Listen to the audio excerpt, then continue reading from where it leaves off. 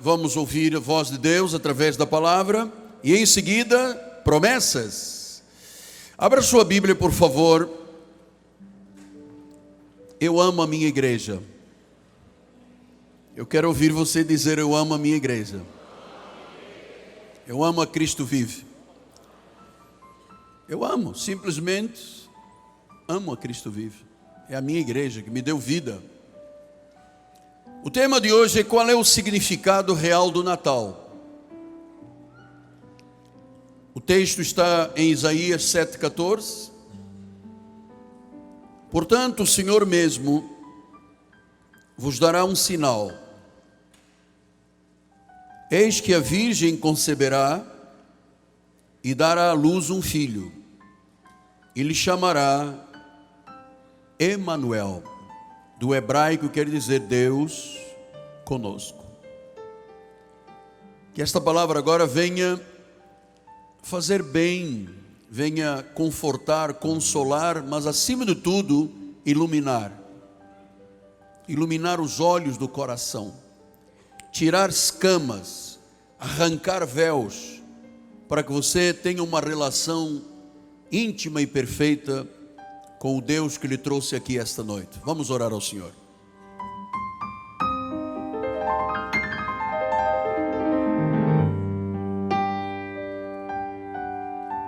Senhor Jesus Cristo, há uma paz que governa os nossos corações sobre a igreja nesta noite. Há uma energia que vem de Deus e que está fazendo tão bem ao meu coração, a minha alma, as minhas emoções. A igreja está preparada para receber a palavra, a semente.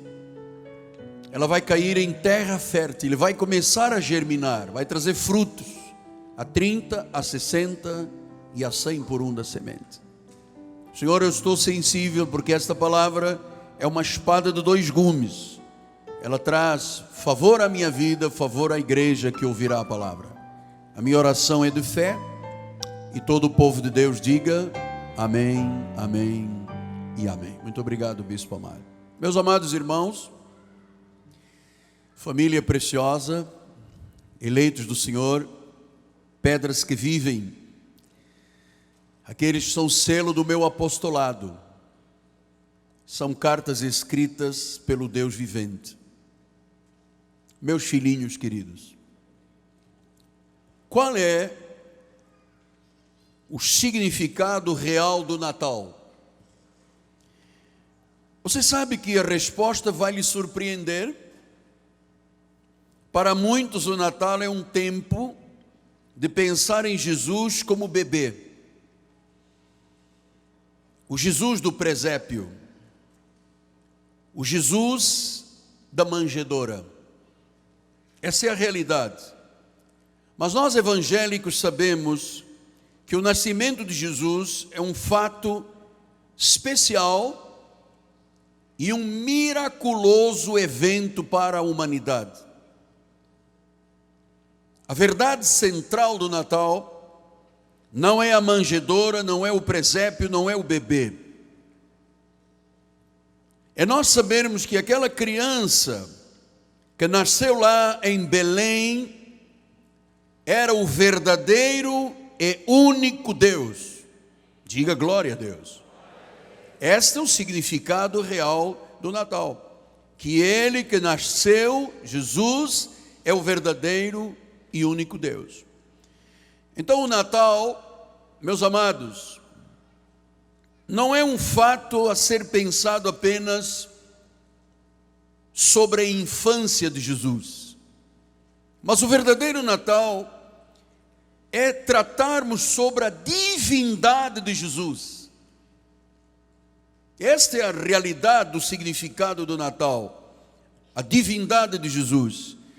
O seu humilde nascimento não foi concebido para ocultar uma realidade, que Deus estava nascendo, que Deus estava tendo um corpo, que Deus estava se manifestando em carne.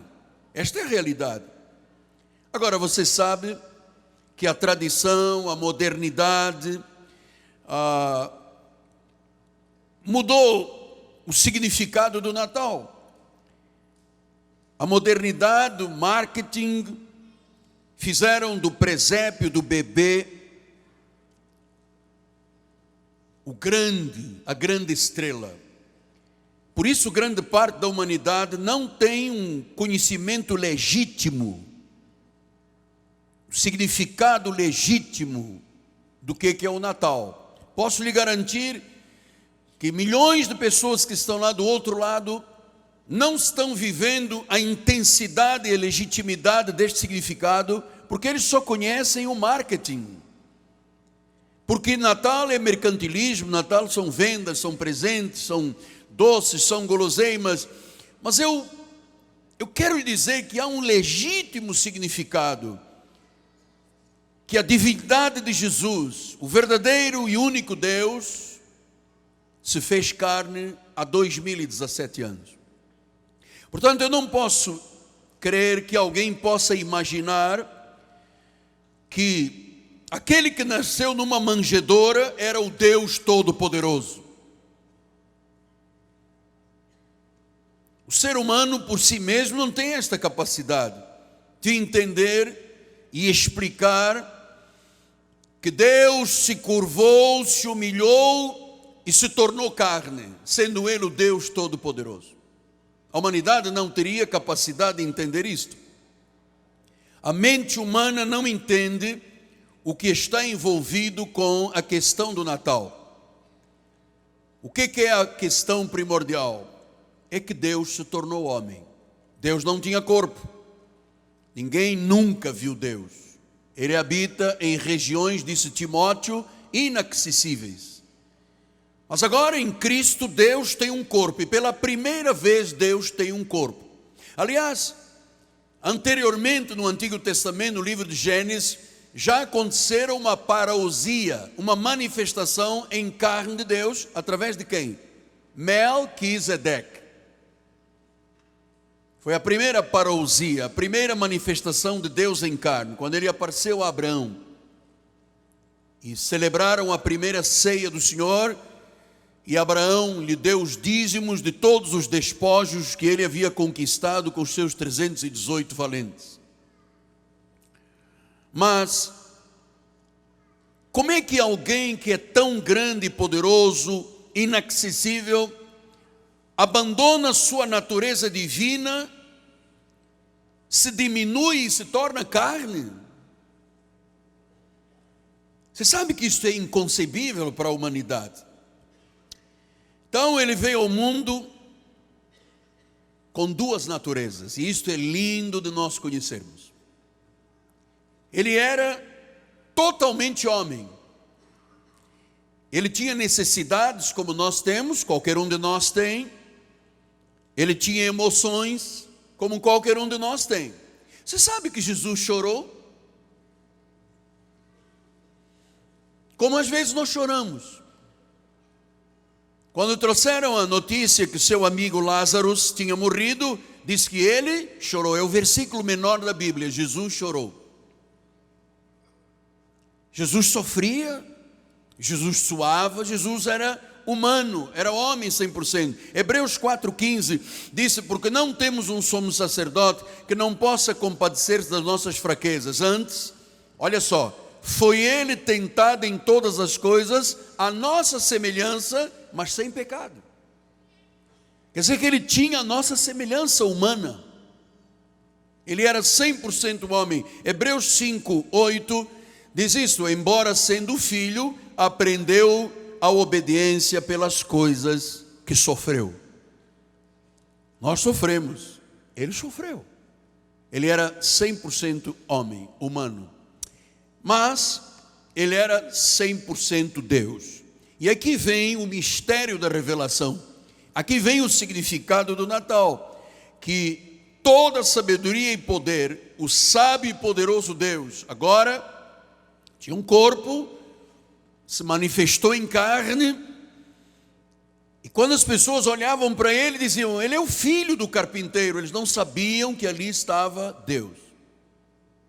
Este é o grande mistério do Natal. Saber que há 2017 anos, Deus se tornou carne, habitou entre nós cheio de graça e de sabedoria. Ele era Deus. Você sabe que o debate tem sido muito forte nestes 2017 anos. Muito forte a respeito de quem é Jesus realmente. Há pessoas sábias e cultas, aos incrédulos e céticos, que cada um tenta dar uma explicação. Uns dizem, ele é um entre muitos deuses. Outros dizem, não, ele é apenas um ser criado. Outros, ele é um anjo superior. Alguns dizem, ele é mestre, é profeta, o filho de Maria, é o carpinteiro. Todos têm uma explicação sobre Jesus, mas poucos entendem que Jesus é Deus. Eu vou dar graças a Deus com você esta noite, porque você conhece a divindade de Jesus neste ministério. Foi este ministério que trouxe esta revelação desde 1986, que conhecemos Cristo Deus. Eu tenho um livro sobre isso, a divindade de Cristo. Então, para nós, a explicação não é que ele é profeta ou filho de Maria, é que ele é Deus. Mateus 16, 13 a 19 disse, indo Jesus para os lados de Cesareia de Filipe, perguntou aos seus discípulos, quem diz o povo ser o filho do homem? E eles responderam, olha, uns dizem que você é João Batista. Outros dizem até que você é o profeta Elias. E há outros mais céticos que dizem que você é Jeremias ou é um dos profetas que reencarnou, certamente. Mas Jesus pergunta, mas vós, estou falando com vocês, Pedro, meus discípulos, vós, continuou ele, quem dizeis que eu sou? Eu quero saber de vocês. E então ele disse, Simão Pedro disse, tu és o Cristo, o Filho do Deus vivo. Então Jesus lhe respondeu, bem-aventurado és Simão Barjonas, porque não foi carne e sangue quem te revelaram, mas é o meu Pai que está nos céus. Esta é uma revelação. Ninguém conhece Jesus olhando para o presépio, para o bebê numa manjedoura. Isto é uma revelação. Então, apóstolo, quais são as evidências bíblicas que mostram que aquela criança que estava na manjedoura era Deus que se fez carne? Paulo, o apóstolo da graça de Deus, captou esta essência de Jesus, esta natureza divina, provando a verdade sobre Jesus e fazendo do Natal algo maravilhoso. Olhe como é que ele diz, e esta palavra é maravilhosa. Ele disse em Colossenses 1, 15 a 20, falando de Jesus, ele diz, este é a imagem do Deus invisível. Ele é o primogênito, ele veio antes de toda a criação. Nele foram criadas todas as coisas nos céus, sobre a terra, visíveis e invisíveis, tronos, soberanias, principados, potestades, tudo foi criado por meio dele e para ele. Ele é antes de todas as coisas, ele é o alfa, nele tudo subsiste. Ele é o cabeça do corpo da igreja, graças a Deus. Graças a Deus, porque ele é o cabeça da igreja. Ele é o princípio, ele é o primogênito entre todos os mortos. Para todas as coisas ele terá primazia, o primeiro lugar. Porque aprova Deus que nele, em Cristo, residis toda a plenitude de Deus. E que havendo feito a paz pelo sangue da sua cruz, por meio dele, reconciliasse consigo mesmo todas as coisas, quer sobre a terra, quer nos céus. Então, Paulo escreveu aos Colossenses, e você tem que entender em 2 minutos por que esta carta. A cidade de Colossos estava sob a influência do gnosticismo, dos gnósticos, que era um movimento religioso que tinha um caráter sincrético, esotérico, misticista, filosófico e herético. E eles achavam, os gnósticos, que eles eram os únicos que tinham a verdade absoluta sobre Deus e que o homem comum não tinha acesso a esta complexidade de conhecimento. Eles diziam, os gnósticos, que Deus não poderia tornar-se homem porque um homem tem corpo pecaminoso. Como é que Deus teria um corpo pecaminoso? Então, para os gnósticos, Jesus era um anjo bom e o seu corpo era apenas uma ilusão. Mas veja como é que, por exemplo, João combateu isto, e que você precisa de aprender. João, em 1 João 4,2 disse: nisto conheceis o Espírito de Deus. Todo espírito que confessa que Jesus Cristo veio em carne é de Deus. Então João atacou os gnósticos, mostrando que o fundamento deles estava equivocado, porque eles achavam que Deus nunca poderia ter um corpo de carne. E Paulo rebate em Colossenses 1,16 e disse: nele foram criadas todas as coisas, nos céus, sobre a terra, as visíveis e invisíveis, tronos, soberanias, principados, potestades, tudo foi criado por meio dele e para ele, inclusive você e eu. Então, Jesus é Deus, Jesus veio em carne, Ele é o Criador de todas as coisas, Jesus é Deus. Versículo 15 reforça, ele diz: esta é a imagem invisível, esta é a imagem do Deus invisível. Então, quando você quer saber quem é Deus, você olha para Jesus e diz: Ele é Deus. Ele é a imagem do Deus invisível. Ele é o primogênito de toda a criação. Então, você sabe que quando você diz que há imagem, a palavra grega diz que ele é a réplica perfeita. Ele é a cópia precisa. Ele é a duplicação. Significa então que eu não tenho que andar procurando três deuses. Eu tenho Jesus, o único Deus. Veja como é que João 14,9 disse: disse-lhe Jesus: Filipe, há tanto tempo eu estou convosco e não me tens conhecido. Quem me vê, olha agora para o altar, por favor, por gentileza, foco. Guarda o telefone celular debaixo da coxa. Vamos fazer a moda antiga, sem celular. Vamos lá. Filipe, há tanto tempo estou convosco que não me tens conhecido. Quem me vê a mim, vê o Pai. Como tu dizes, mostra-nos o Pai. Se quer ver o Pai, veja a mim. Hebreus capítulo 1, versículos 3 e 4 diz: Ele é o esplendor, o resplendor da glória, a expressão exata do seu ser. Ele sustenta todas as coisas pela palavra do seu poder. Depois de ter feito a purificação de pecados, assentou-se à direita da majestade nas alturas. Pastor, assentou-se à direita significa que à esquerda tem outra pessoa? Não. À direita, da palavra grega destros, quer dizer direita. Deus não tem a mão como nós, de carne. Direita, destros, quer dizer pleno poder e autoridade de Deus.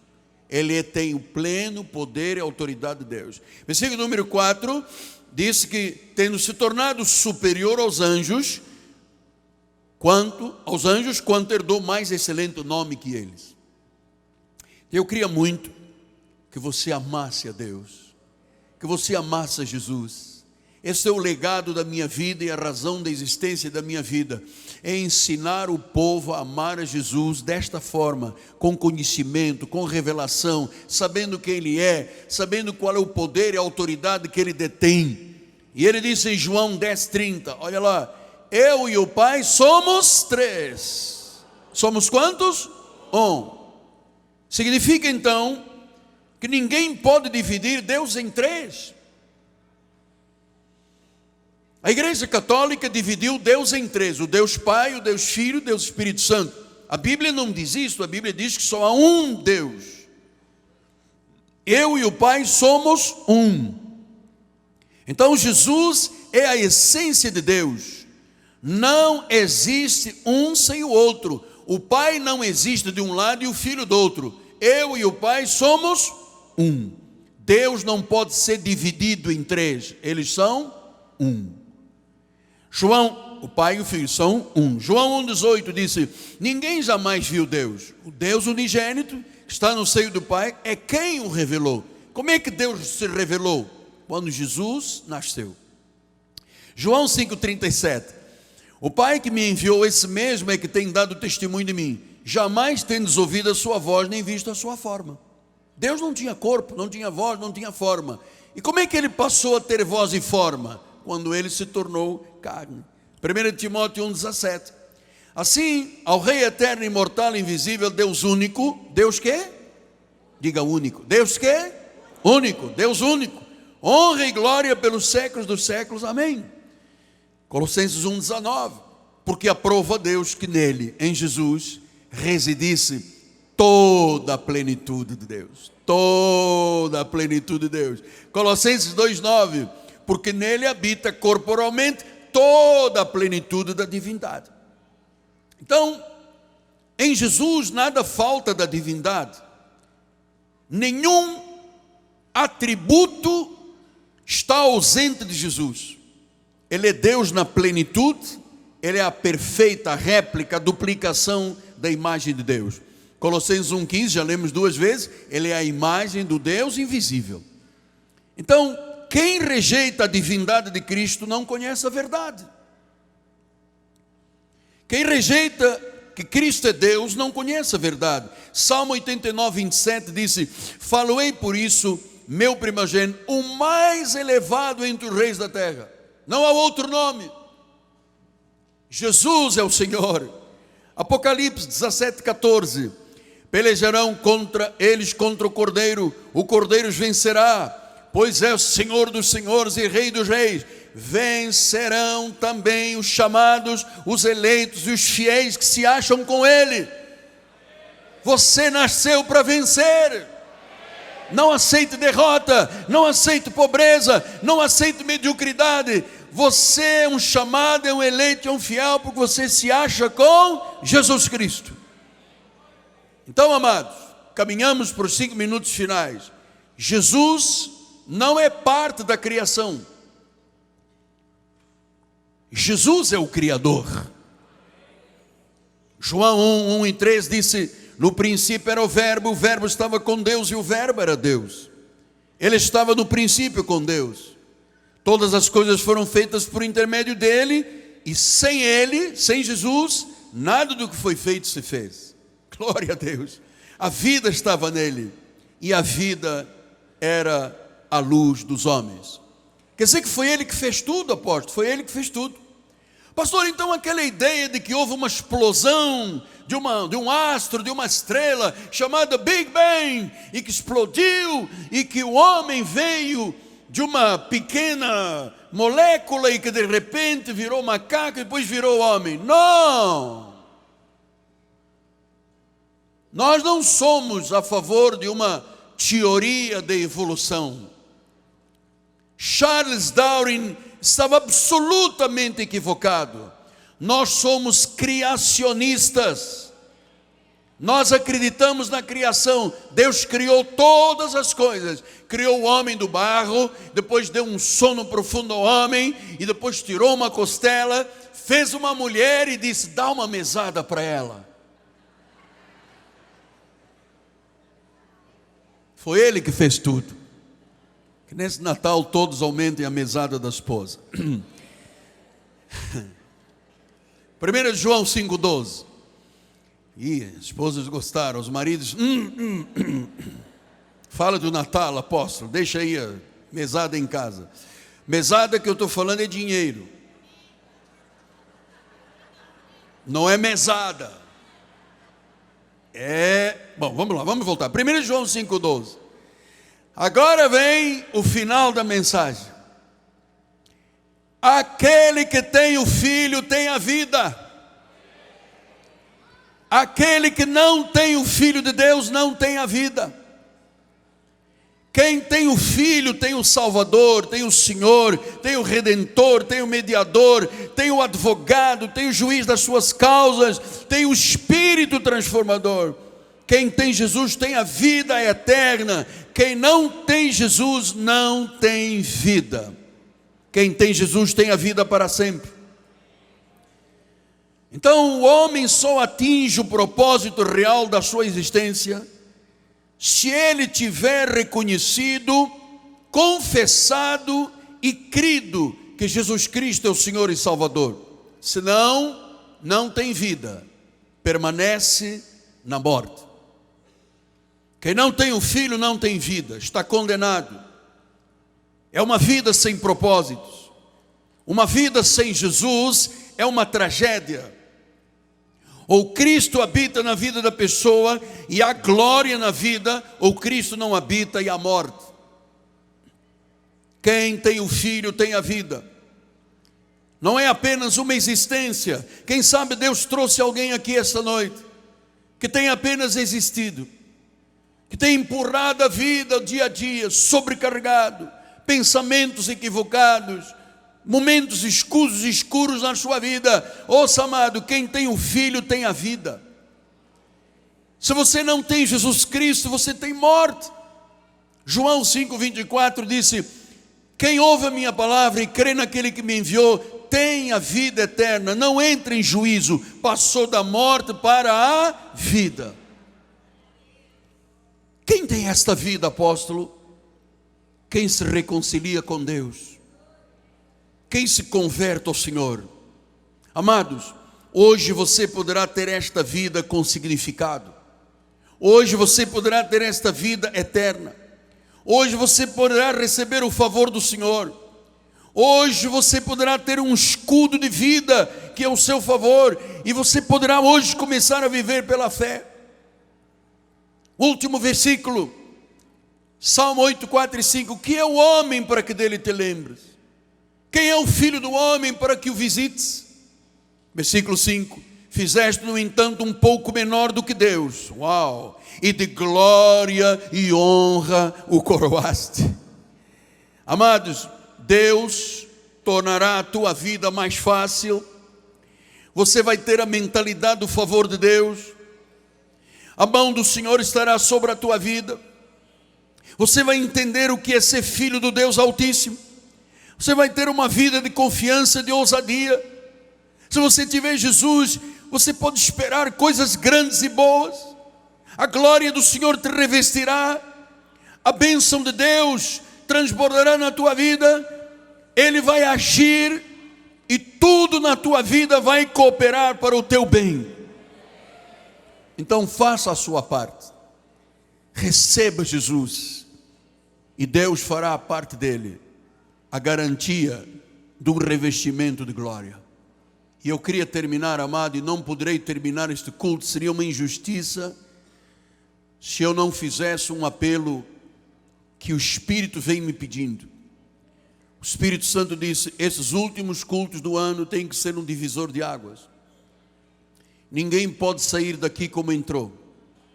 Você ouviu coisas nesta hora e meia de culto que você não ouviria em outro lugar do mundo, nem nunca ouviria na sua vida.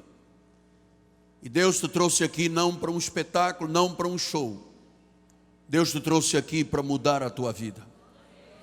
Se alguém entre nós que ainda não confessou Jesus Cristo como seu Senhor e Salvador, ainda não se curvou, ainda não reconheceu que sem Ele não dá para viver, mas que esta noite confessará com a boca, crendo com o coração, que Jesus Cristo é o Senhor e que Ele ressuscitou dentre os mortos, então a manifestação da salvação acontecerá na sua vida. Lembre-se, lembre-se, lembre-se, quem tem o Filho tem a vida. Quem não tem o Filho não tem a vida, permanece na morte. Quem tem o Filho passa da morte para a vida. No seu lugar, se alguém que esta noite, e o Espírito me move, o Espírito me diz que Ele trouxe alguém aqui esta noite, que precisaria de ouvir esta palavra, para ter um reencontro com Deus. Sabe aquele livramento que Deus te deu? Sabe por que você não morreu naquele acidente? Sabe por que aquela bala passou longe de você? Sabe por que Deus te tirou de onde você vivia para outro lugar? Sabe aquela doença que você teve, que o médico franziu o sobrolho e fez um muxoxo dizendo, não tem jeito. E você está aqui esta noite.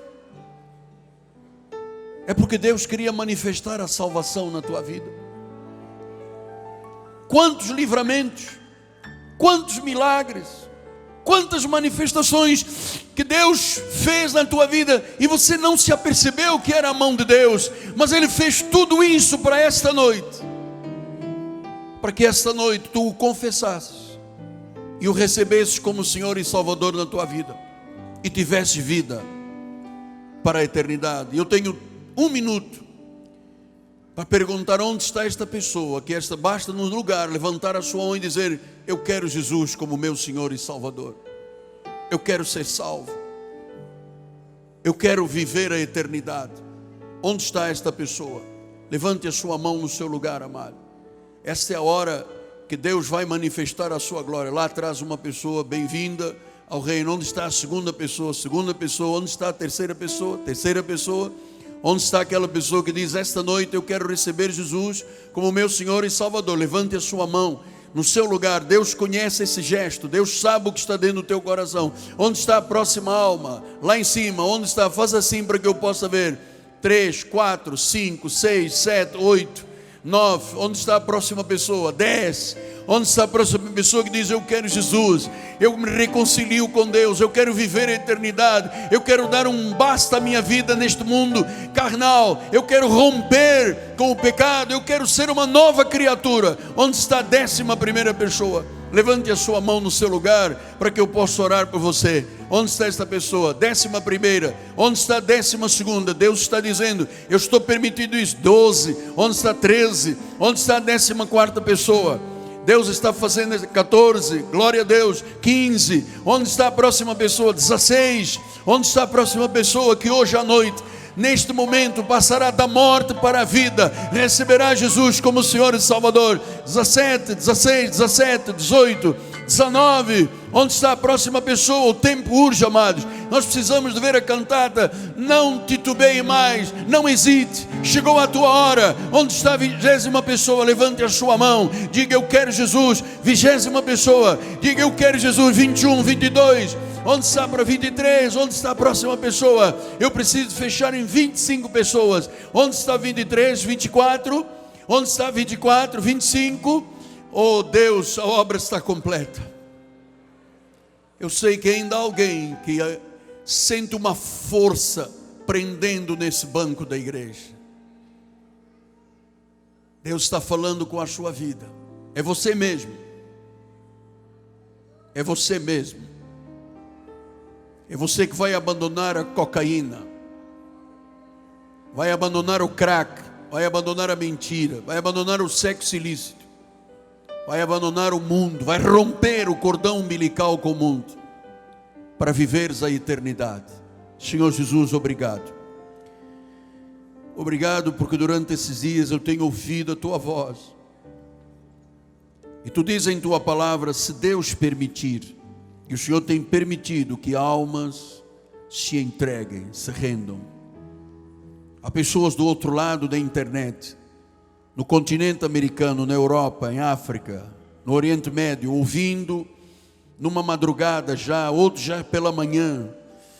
Pessoas têm sido ameaçadas de morte, têm sido perseguidas, pessoas que têm ouvido vozes estranhas, que têm visto panelas bater em casa, sem ninguém em casa, cortinas se mexendo. O diabo tem te enganado, meu amado. Você não sabe que o diabo se transforma em anjo de luz para enganar os eleitos? Entrega a sua vida a Jesus, reconheça-o em todos os teus caminhos, e Deus te acrescentará a vida eterna, Pai. Em nome de Jesus, cobre este povo, Senhor, com o manto do Teu favor e da Tua graça, em nome de Jesus Cristo. Amém, amém e amém. Vamos dar um aplauso ao Senhor. Glória a Deus. Foi-me solicitado pela diretora de artes da igreja que eu levasse o culto somente até as 8 horas. E agora, promessas.